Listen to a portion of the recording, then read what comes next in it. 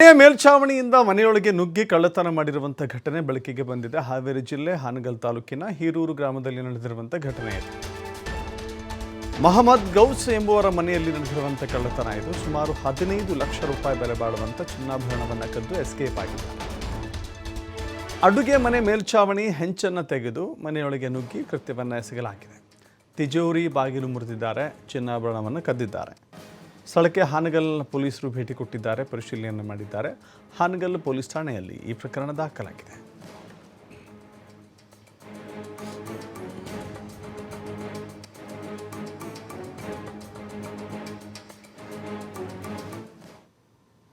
ಮೇಲ್ಛಾವಣಿಯಿಂದ ಮನೆಯೊಳಗೆ ನುಗ್ಗಿ ಕಳ್ಳತನ ಮಾಡಿರುವಂಥ ಘಟನೆ ಬೆಳಕಿಗೆ ಬಂದಿದೆ. ಹಾವೇರಿ ಜಿಲ್ಲೆ ಹಾನಗಲ್ ತಾಲೂಕಿನ ಹೀರೂರು ಗ್ರಾಮದಲ್ಲಿ ನಡೆದಿರುವಂಥ ಘಟನೆ ಇದು. ಮಹಮ್ಮದ್ ಗೌಸ್ ಎಂಬುವರ ಮನೆಯಲ್ಲಿ ನಡೆದಿರುವಂಥ ಕಳ್ಳತನ ಇದು. ಸುಮಾರು 15 ಲಕ್ಷ ರೂಪಾಯಿ ಬೆಲೆ ಬಾಳುವಂಥ ಚಿನ್ನಾಭರಣವನ್ನು ಕದ್ದು ಎಸ್ಕೇಪ್ ಆಗಿದೆ. ಅಡುಗೆ ಮನೆ ಮೇಲ್ಛಾವಣಿ ಹೆಂಚನ್ನು ತೆಗೆದು ಮನೆಯೊಳಗೆ ನುಗ್ಗಿ ಕೃತ್ಯವನ್ನು ಎಸಗಲಾಗಿದೆ. ತಿಜೋರಿ ಬಾಗಿಲು ಮುರಿದಿದ್ದಾರೆ, ಚಿನ್ನಾಭರಣವನ್ನು ಕದ್ದಿದ್ದಾರೆ. ಸ್ಥಳಕ್ಕೆ ಹಾನಗಲ್ ಪೊಲೀಸರು ಭೇಟಿ ಕೊಟ್ಟಿದ್ದಾರೆ, ಪರಿಶೀಲನೆ ಮಾಡಿದ್ದಾರೆ. ಹಾನಗಲ್ ಪೊಲೀಸ್ ಠಾಣೆಯಲ್ಲಿ ಈ ಪ್ರಕರಣ ದಾಖಲಾಗಿದೆ.